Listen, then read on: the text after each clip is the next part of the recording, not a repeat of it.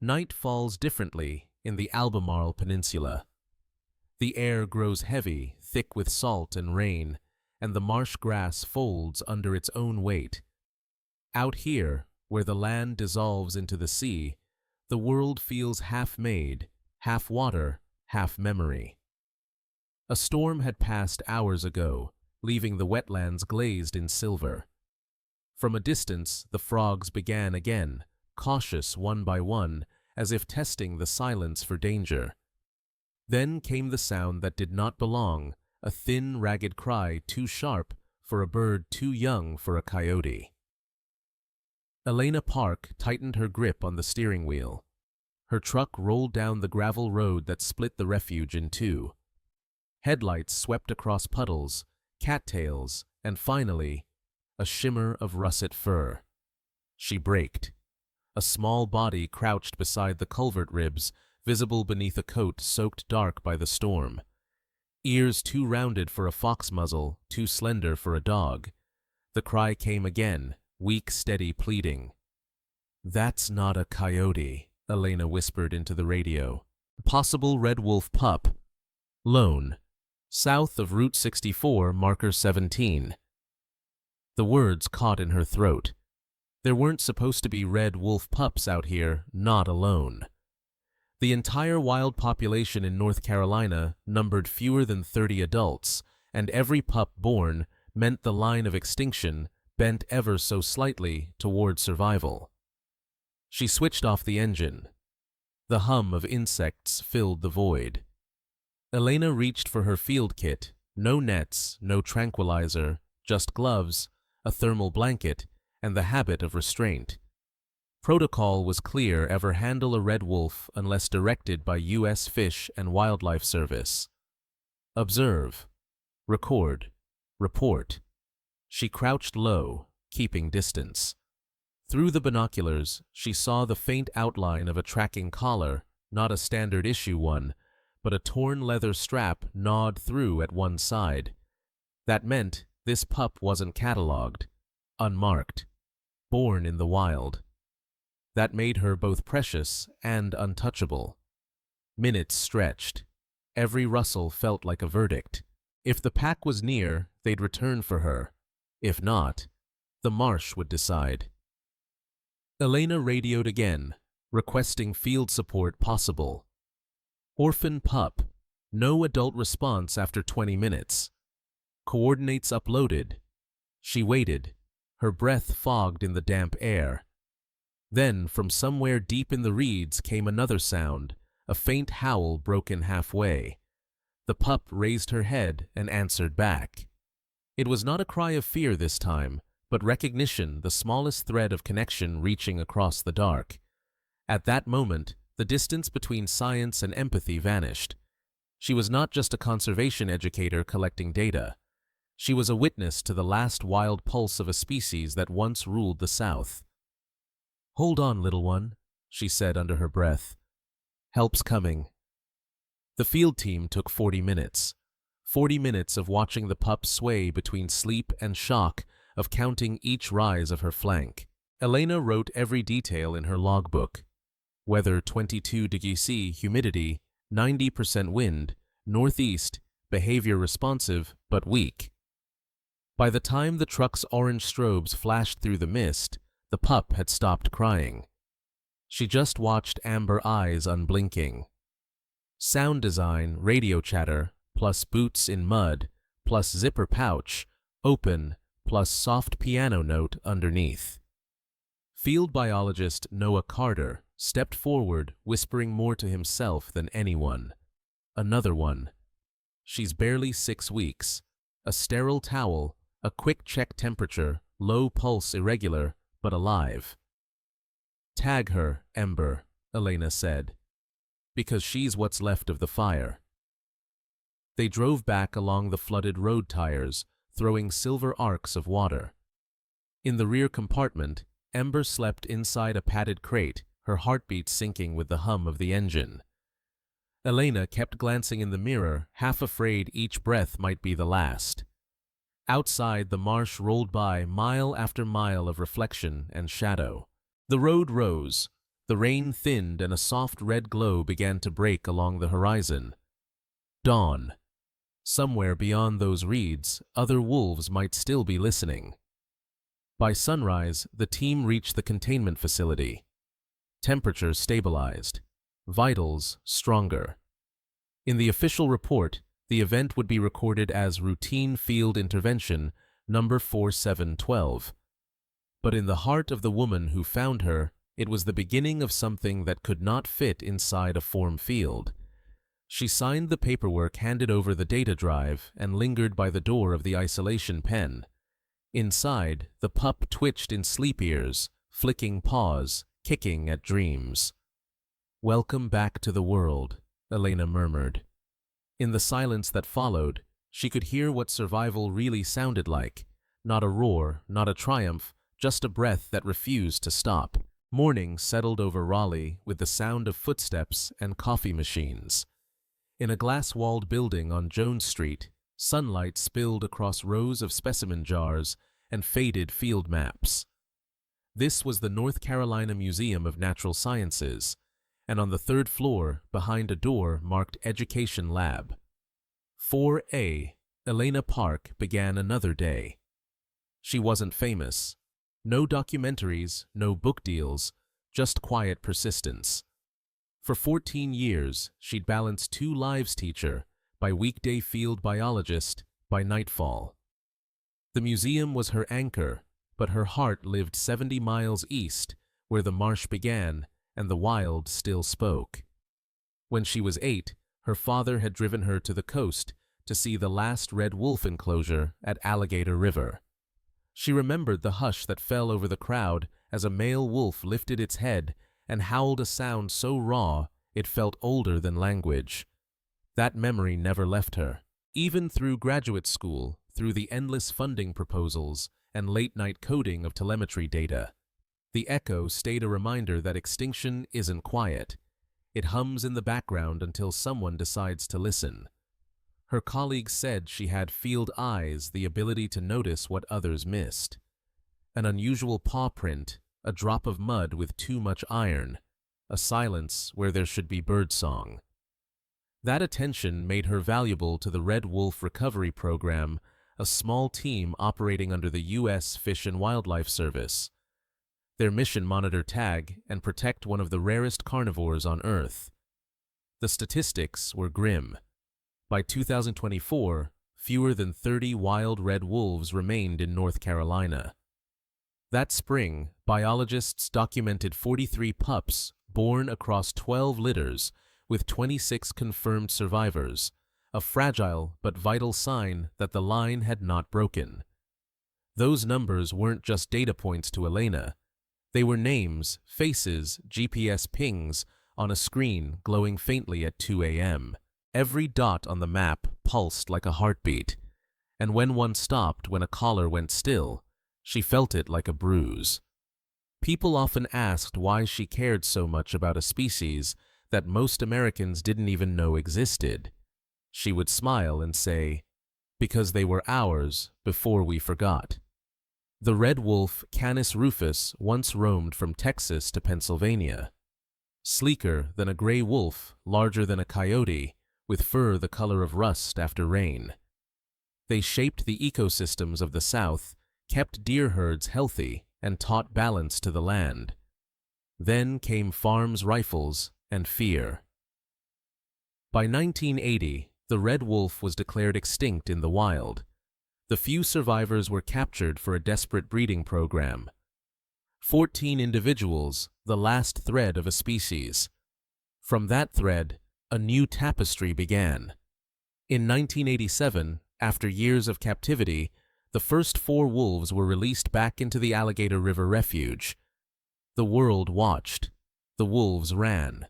That was before Elena's time, but she grew up on those stories. They taught her that recovery wasn't a miracle. It was maintenance, a daily act of faith. When she first joined the program, she learned an unspoken rule. You do not save wolves. You give them the chance to save themselves. That line guided every decision. When to intervene, when to wait, when to let go. So on that stormy night, when the radio crackled and she heard the cry in the marsh, she knew exactly what those seconds meant. It wasn't a random encounter. It was a continuation of that line, an opportunity to keep faith alive. Back in the lab, she logged the data from the rescue. Pup ID Ember, female, age estimate 6 weeks, condition dehydrated hypothermic. The report would move through the system like all others. Yet for Elena, it marked a crossing point she did not fully understand yet. She sat by the pen that night long after the facility had emptied. Through the mesh, she could see Ember's eyes, amber alert, defiant even in exhaustion. There was a spark in them that felt familiar. Perhaps because both of them were trying to belong to two worlds at once. In the days that followed, the museum buzzed with school groups and field tours. Elena smiled for the children, talked about ecosystems and predator-prey balance, but part of her remained miles away in the quiet wing of the rehab facility. At night, she drove back, checked the monitors, measured feed ratios, not because she was assigned to, because she needed to. It wasn't attachment, she told herself. It was commitment. But commitment has a way of becoming love when no one's looking. The Red Wolf Recovery Program had taught her to count survival in increments, 1 night, 1 week, 1 litter at a time. They never promised permanence, only progress. By summer's end, Ember was strong enough to walk the training enclosure alone. Elena watched from a distance through a one-way screen, noting the way the pup tested her limits, sniffed the wind, learned the edges of freedom. It was working. Some evenings, the team gathered on video calls to compare data. Pup number 4712 had been placed on the official registry under the code RW Ember. No photo shared outside the program. Every image of her was classified as sensitive material to protect her from poachers and public interference. That secrecy always felt bittersweet. To save a species, you had to make it disappear from the world's attention long enough to recover. Late one night, Elena stood on the museum's roof looking east. Beyond the city lights lay hundreds of miles of swamp pines and possibility. Somewhere out there was the line between the human world and the wild. And on that line, a small creature was sleeping, breathing the same air, carrying the same hope. For the first time in years, Elena allowed herself to believe that maybe the sound she'd heard in the marsh wasn't a cry of fear, but a beginning. At first, she was just a number on a chart, RW4712F. A code, a heartbeat, a data point that breathed. But names have power, and Elena had already whispered one on the night of the rescue. Ember. Because what she'd found in that marsh wasn't a flame, it was the promise of one. The rehabilitation center at Alligator River Refuge sat low against the horizon, a rectangle of concrete and pine. It smelled of wet hay, antiseptic, and the faint musk of animals caught between two worlds. Inside pen 3B, the red-furred pup slept beneath a heat lamp, ribs rising like bellows. Each morning began the same way, temperature check fluid, intake note, the alertness scale, and most importantly, silence. No talking near the enclosure. No human scent beyond the gloves. Every action had one goal, keep Ember wild. For the first week, Ember barely moved. She'd eat, sleep, and sometimes stare at the far corner as if waiting for something that never came. Elena logged each tiny improvement tail movement response to sound appetite gain, knowing that in wildlife, rehab, progress lives in millimeters. By day 6, Ember took her first unsteady steps. By day 9, she stood tall enough to sniff the upper grate. And on day 10, she growled a thin, uncertain sound, but hers alone. That's what survival sounds like, Noah Carter had murmured from the monitor room. Elena watched from behind the one-way glass. She couldn't speak to the pup. Regulations forbade bonding. Yet the human heart rarely obeys paperwork. Each breath the wolf took pulled another thread between them, invisible but unbreakable. At night, she replayed the surveillance clips, tiny movements magnified into significance. The way Ember tilted her head at distant thunder, the way her paw pressed briefly against the mesh before retreating. They were gestures of instinct, not affection, and that paradoxically was what comforted Elena most. The pup was remembering who she was meant to be. By midsummer, Ember was strong enough for Stage 2 conditioning. That meant a larger enclosure, live prey tracking simulations, and exposure to the elements.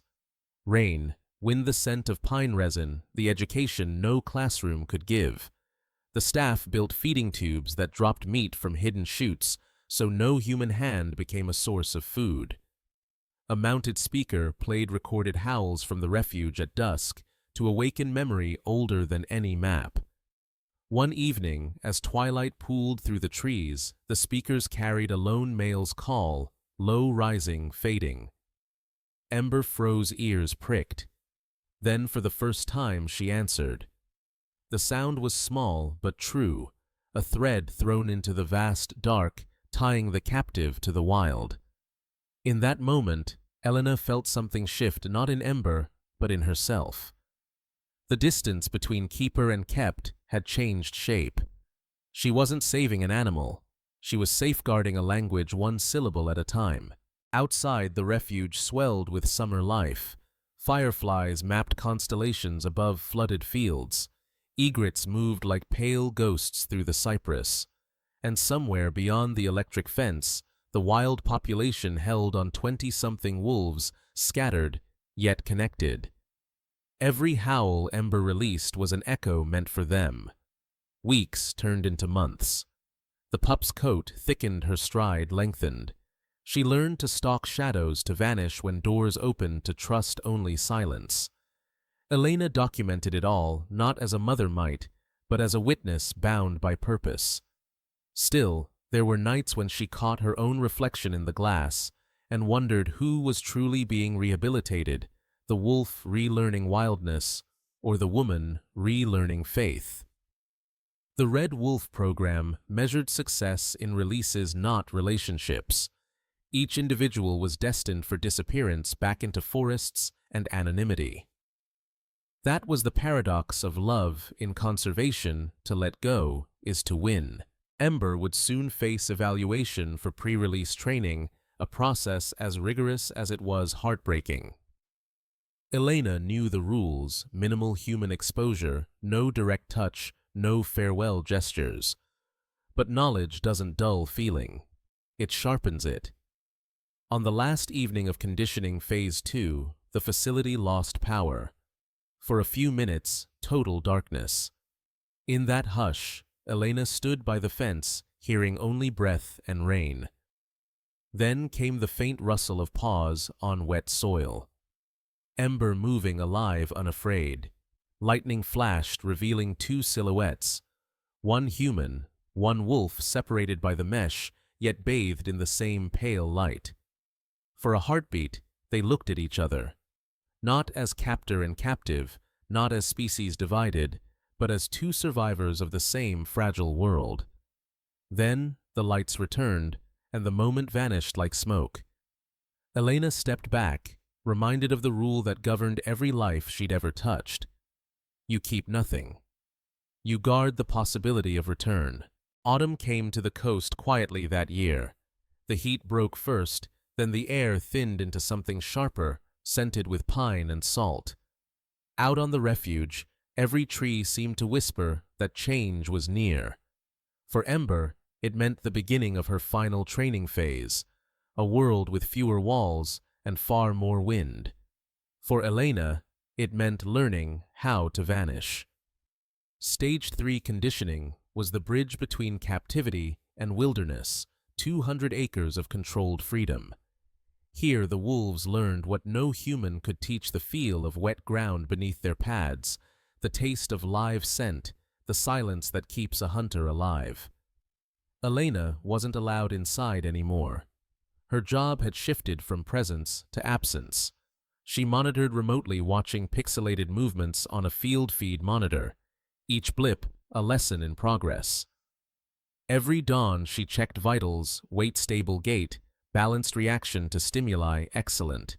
Every night she wrote field summaries that felt less like reports and more like diary entries of someone trying to remember how to forget.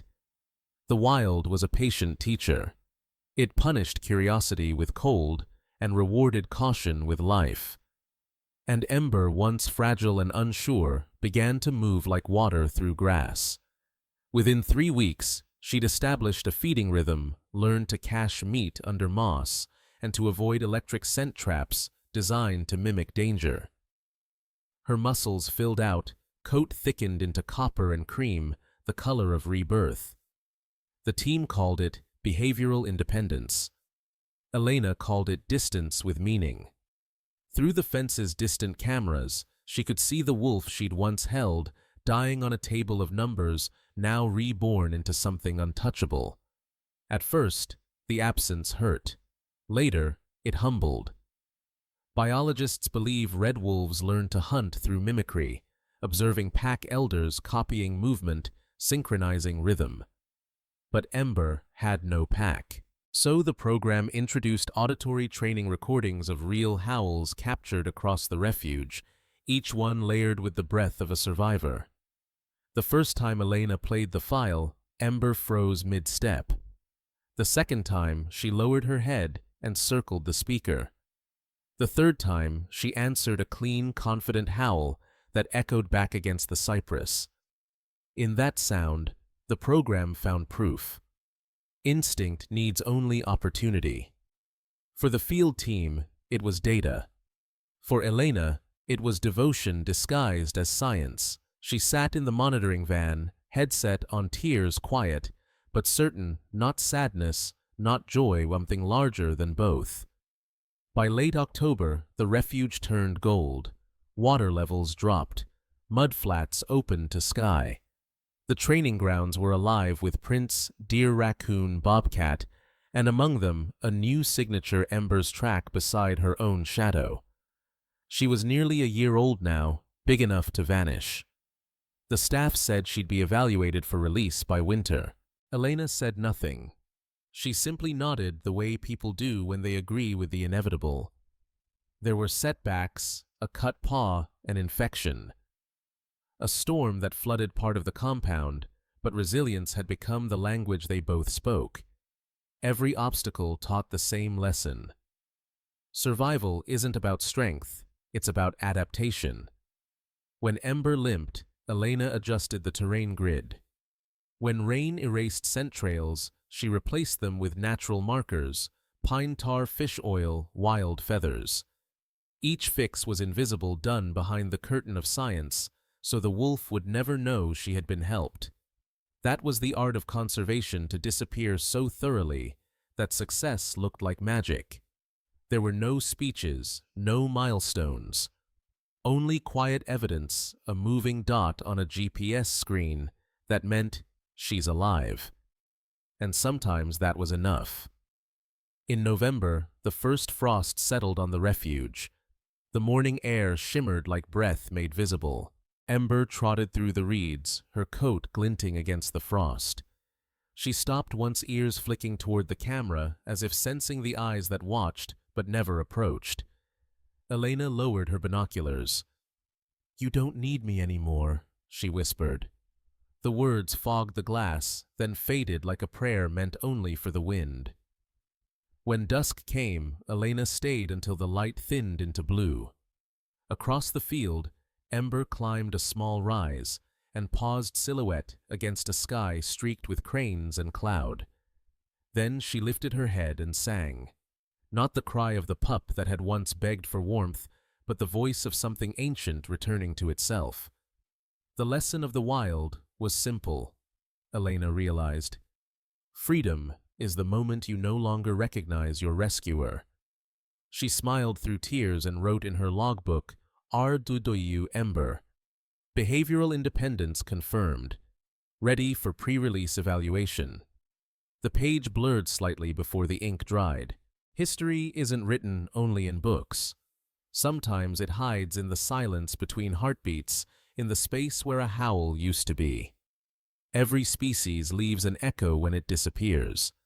For the red wolf, that echo stretched across centuries of human noise, rifles, engines, and fences that turned the South from wilderness into property.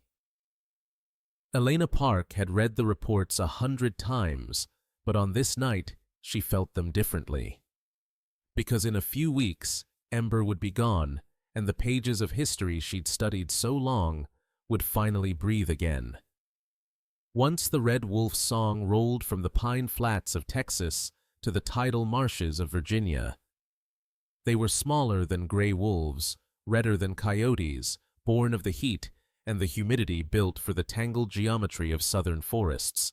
Farmers called them thieves. Hunters called them competition. By the 1960s, fear had done what bullets alone could not erase their place in memory. Only a few dozen survived in coastal Louisiana and Texas. In 1973, the U.S. Fish and Wildlife Service began the most desperate rescue ever attempted capture. The last wild wolves before extinction captured them first. 14 individuals. That was all that remained. From those 14 came every red wolf alive today, a lineage rebuilt strand by strand in enclosures not much larger than rooms. In 1987, 4 wolves were released at Alligator River National Wildlife Refuge. The headlines called it a miracle, but scientists called it an experiment with hope. For a while it worked. By the late 1990s, nearly 120 wolves roamed wild across eastern North Carolina, proof that restoration wasn't a dream. Then the world shifted again. Habitat shrank. Laws changed. Coyotes filled the empty spaces, bringing hybrid pups that blurred bloodlines. Poaching returned like an old ghost. One by one, the signals disappeared from the tracking screens. By 2019, the wild population had collapsed to fewer than 20. The Red Wolf Recovery Program stood on the edge of another obituary. And then something unexpected. Elena knew those numbers by heart. Each one was both miracle and reminder that a species rebuilt from 14 souls could vanish again with 14 gunshots. So while the papers celebrated recovery, she prepared for reality. Ember's release was scheduled for December, her health excellent, her instincts razor sharp, her chance of survival a question only the forest could answer. Elena Park believed in data, but she also believed in echoes, the unseen memory that binds generations of wolves to the ground they once ruled. Every howl ever recorded was still traveling outward somewhere, bouncing between ridgelines, across rivers beyond time. She wondered if Ember would hear them, the voices of her ancestors, calling through static and distance, reminding her that disappearance is not the same as death. Sometimes at night, when the facility was still, Elena would sit by the perimeter fence and listen. Beyond the floodlights lay miles of cypress and shadow, the same ground where the 1987 wolves had first run. She thought of the people who had stood there before her, the biologists who believed when belief was dangerous, who risked careers for an animal the world had forgotten. Their footsteps were still in the mud somewhere, their hopes still in the air. And now Ember would carry them forward. That night, the moon broke through a bank of clouds and cast the marsh in silver. For a moment, Elena imagined she could see all those wolves running again, ghosts of the past and blueprints for the future layered one over the other. History doesn't repeat. It resurfaces. And every echo is a second chance for someone to listen. Elena closed her logbook and wrote a single line under the day's entry. If we go quiet, they go quiet with us. She looked once more at Ember sleeping beneath the heat lamp and whispered, "You carry all of them now." Winter arrived early that year. Frost gathered along the refuge fences and the reeds bowed beneath its weight. The air smelled of iron, cold, sharp, certain. For weeks, the team had spoken of one date, December 12th, Ember's release day. Elena wrote it on her calendar, but could never quite bring herself to believe it. Every morning she drove to the facility, as if the schedule might change, as if the world might grant her one more day of waiting. Releases always began before sunrise. Less stress, fewer onlookers, more mystery, the way wild things prefer to return. But this one felt different. Ember had grown into a creature of muscle and silence. Her coat gleamed with copper light, her eyes steady and unreadable. To anyone else, she was another success story. To Elena, she was a question she still didn't know how to answer. "Are you ready?" Noah asked, tightening the collar transmitter. "As ready as she'll ever be," Elena replied. She meant Ember, but perhaps she meant herself. The convoy drove east through a corridor of bare pines. The radio stayed off. Conversation seemed indecent. Every mile carried weight not of distance, but of memory. When they reached the release site, Dawn was still a rumor behind the clouds. They unloaded in silence. The marsh waited still and infinite. Protocol dictated a 10-minute acclimation period. They set the crate facing the wind door, still latched sensors blinking. Ember's breath fogged the grating in slow rhythm. Elena stood back at 20 meters clipboard, clutched like a shield. She remembered every stage, the first weak cry, the first howl, the lessons of rain and hunger. And now, the final one letting go. Telemetry, ready. Noah's voice broke the quiet. "Ready," she said. The door opened with a sigh. At first, Ember didn't move. She inhaled once, twice, tasting air older than herself. Then, with one quick bound, she was gone, a rust-colored streak, swallowed by frost and fog. No drum roll, no cinematic chase, just absence immediate and total. Elena felt something unclench inside her chest. Relief, grief, awe, they arrived together and refused to separate. The tracker blinked on the handheld receiver signal, strong direction, north-northwest. She smiled through tears she didn't notice falling. "She's heading toward Alligator River," Noah said softly. "Home," Elena whispered. Every release came with uncertainty. Some wolves vanished for months, others reappeared as data blips hundreds of miles away. A few never sent another signal. But that was the bargain. Freedom has no guarantees. Elena stayed until the sun finally rose, painting the marsh gold. She tried to listen for a second howl, but the wind took every sound and scattered it. In that silence, she realized this was what success felt like: emptiness, that meant something had survived you. Back at the facility, paperwork replaced emotion. Release coordinates, weather conditions, caller frequency, behavioral notes. She filled each box with mechanical precision until the last field observer comments. She hesitated, then wrote only one sentence. Subject displayed appropriate avoidance behavior, released without hesitation. What she meant was, she didn't look back. For days afterward, she checked the telemetry every hour. Each ping a pulse in her own veins. Ember moved north, then west, then vanished into static dead zone, then reappeared. Always moving, always alive. It became a rhythm. Beep, breathe, hope. Sometimes at night, Elena dreamed of that moment in the marsh, the flash of fur, the vanishing point. She'd wake before dawn, half expecting to hear a howl beyond the city glass. None came, but the silence no longer hurt. It hummed. It lived. Weeks passed. The world moved on. Reports came in livestock safe sightings, confirmed howls recorded near old dens. To most, just data. To Elena, proof that the wild still answered when called by faith instead of fear. In her apartment, she kept the release caller's duplicate tag on her desk. Small, metal, unremarkable. but when sunlight struck it, the reflection painted her wall red. Sometimes she'd whisper the name, not out of longing, but gratitude. Ember. Every ending sounds like a goodbye, but this one didn't. It sounded like wind moving through reeds, like breath returning to where it began. Elena closed her field journal and smiled. The wolf she had saved no longer needed saving.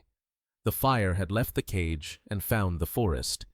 And somewhere out there beneath the same cold moon, that fire was running free. Time doesn't pass in the wild, it circles.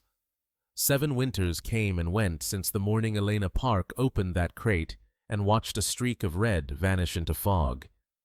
The marsh reclaimed its silence, and the world moved on. But silence is never empty, it's only waiting. Elena was 42 now, hair streaked with silver, still teaching, still listening.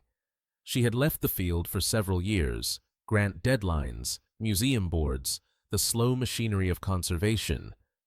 But when the agency called in early 2031 for a new field survey, she didn't hesitate.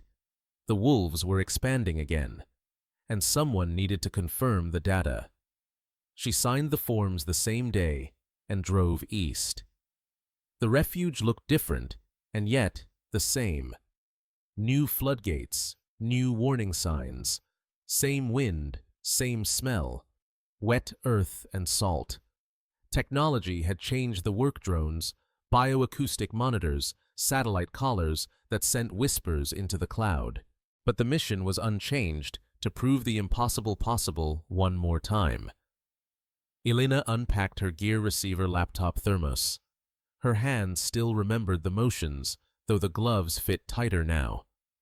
"We've got 3 active females in the northern corridor," a young biologist said.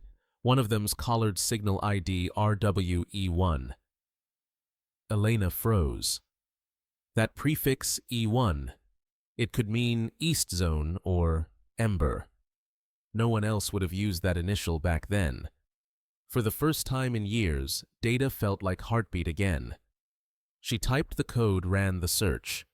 Signal age 2, 297 days, roughly 6.3 years active.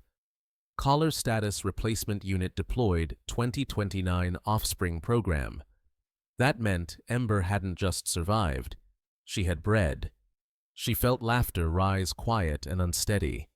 It wasn't the sound of joy so much as release, like a door opening inside her that had been closed for too long. That night, the survey team camped near the western floodplain. Frost formed on the tents like lace. The air was so still it seemed to listen. At 9:17 p.m., the acoustic sensor registered a howl sequence, 3 long, 2 short, spaced by 8 seconds, distinct to the Alligator River clade. Elena stepped out of the tent, barefoot, hands shaking from cold and recognition. She had heard that voice before, not exactly the same, but close enough to stir every memory she'd buried. The pitch bend at the end, that slight catch of breath, before released the signature of a wolf who once learned to speak to recordings. "It's her," Elena whispered. Ember. There were 3 wolves in the group, 2 juveniles and 1 adult female with collar. The younger ones kept close, mirroring her movements. Mother and offspring alive and free. 7 years ago, Elena had called her Ember because she was what was left of the fire. Now that fire had spread. The next morning, the team tracked the pack to the edge of the cypress grove. The rules were clear. No contact, no closer than 200 meters, no noise. But Elena lingered at the tree line, eyes fixed on movement beyond the mist. Through the binoculars, she saw them emerge, a female with reddish flanks, tail high alert, 2 smaller forms darting at her heels. One of the pups stopped, sniffed the air, and looked straight toward the human shapes in the fog. Elena held her breath. "Don't move," she mouthed to the team. The adult wolf turned, not in alarm, not in fear, but with that same measured curiosity she'd seen through glass years before. A pause, a tilt of the head. Then she led the pups back into the trees. It wasn't reunion. It was recognition without need. Two creatures who had shared a beginning now sharing a world again from opposite ends of freedom. That evening, Elena sat alone by the survey fire. The young biologists laughed near their tents, their voices bright with certainty she no longer needed. She opened her field journal and wrote RWE1, observed with 2 juveniles. Healthy, unafraid. The fire endures. Then she closed the book and listened. The night was alive again. Owls' frogs whined in the grasses, and beneath it all the distant steady pulse of wolves that should have been extinct. 7 years later, she finally understood what the wild had been trying to teach her all along. You don't win against extinction by holding on. You win by letting the wild learn to sing again without you. She looked east where the horizon glowed faintly red and smiled. The embers had become aflame once more. Morning broke like glass across the wetlands, cold, brilliant, and quiet. Mist hovered above the water in silver ribbons. The drone camera whirred softly overhead, tracing warmth where sunlight had not yet reached. Elena watched from a blind half hidden in the reed's gloved hands, steady on her field scope. She'd been waiting since before dawn, breath clouding in the chill heart ticking with each second. The forest stayed silent. Then movement. A shimmer of red fur against the gray. Ember stepped from the fog. She was larger now, scarred by seasons, but unmistakable, the same sloping shoulders, the same deliberate grace. 2 pups trotted behind her, darker coats, unsure of distance. Every few steps, Ember turned, touched noses with one, and moved on. Pack E1, visual confirmation, whispered the technician beside Elena. Mother with 2 juveniles, both healthy. Elena didn't answer. Words felt too human for what she was seeing. The marsh opened before them, mirrors of water and sky stitched together by reeds. Ember paused at the edge of a channel, lifted her nose, and tasted the wind. Somewhere beyond, a chorus answered the deeper calls of other adults, unseen but near. Her ears flicked. She answered back 3 notes, rising and falling, the same cadence she had once learned from a speaker inside a cage. Now it was hers alone. There are sounds that belong to certain places, rain on tin roofs, cicadas in heat. And there are sounds that return places to themselves. This was one of them. For decades, the Carolina night had forgotten the red wolf's voice. Now it carried again, threading through the marsh like a memory forgiven. Elena adjusted the scope. Through the glass, she saw one of the pups venture too close to the water's edge, a heron's startled wings flashing white. Ember moved instantly, not a snarl, not violence, just command. 1 step, 1 low rumble, and the pup retreated. Authority born of survival. Behavioral sequence complete. The technician murmured scribbling notes. Elena kept watching. She wasn't logging data. She was memorizing a miracle. The sunlight climbed higher, revealing more of the pack's world, fresh tracks of deer, trails of muskrat, and the delicate lattice of frost melting into life. Every inch of this refuge now bore proof that coexistence worked. Red wolves kept deer herds, balanced reshaped plant growth, restored the water's rhythm. What science called trophic cascade, Elena called harmony, finding its way home.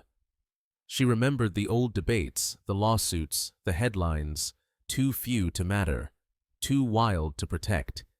But here they were, breathing refutation. Ember raised her head again, nose glinting with sunlight. For a long heartbeat, her gaze swept the horizon, and stopped exactly where Elena stood, hidden. Through 100 meters of reeds and shadow, their eyes met. No fear, no curiosity. Just recognition, the quiet kind that doesn't need a name. 7 years apart, and yet that look said everything the human tongue could not. You kept your promise. I kept mine. Then Ember turned, nudged her pups forward, and vanished into the reeds. Elena lowered the scope, tears catching light. Not sadness release. The same feeling she'd known the morning she let the crate door fall open. Closure that wasn't an ending. She logged the sighting, sealed the report, and whispered into her recorder. Subject E1 observed with 2 offspring, behavioral category. A. Stable. Status, wild, and well. She closed the device, exhaled, and let the silence take over. In the stillness that followed, the marsh returned to its own language, wind-water wings. The wolves were gone, but their presence lingered in everything that moved. Elena smiled. For years she had believed conservation was about saving life from death.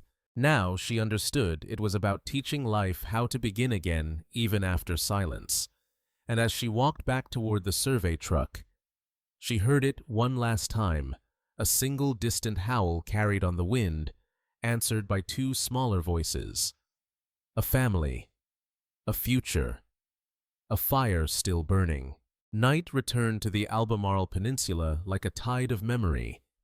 The air was heavy with rain, the kind that blurs the line between water and sky. From the highway, the refuge stretched black and endless, a living map of everything lost and found. Elena Park sat alone in the field station, the lights dimmed to amber. The monitors glowed softly, each pulse on the screen, a life somewhere out there in the dark. She scrolled through the registry, RWE1, RWE1A, RWE1B Ember, and Offspring. Signal strong, heartbeat steady.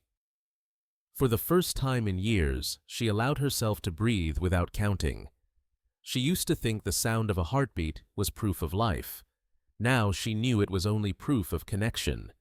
Every blip on that monitor was a conversation between worlds, metal and fur science, an instinct human and wild. Technology had given the wolves a voice, but what they said with it was older than language. Elena leaned back and closed her eyes. Through the thin walls of the station, she could hear the storm-building wind threading through the reeds like an orchestra tuning for a song that had no conductor.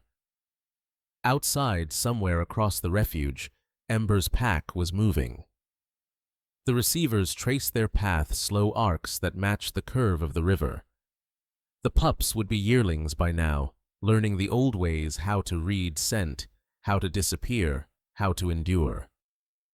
Elena imagined them trotting through the flooded flats, paws finding the same trails their ancestors once carved when the world was wilder and quieter.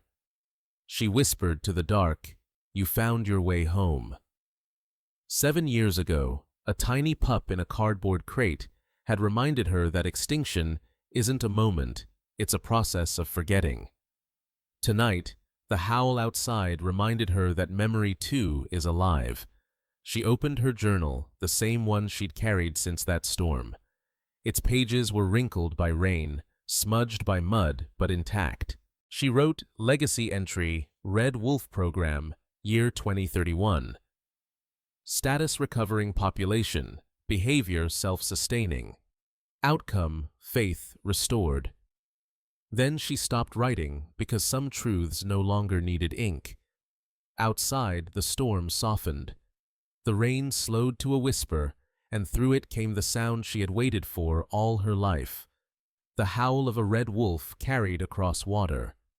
One note, then another, then a third, smaller, higher, a pup joining in. It was music without audience, a song meant only for the earth that listened.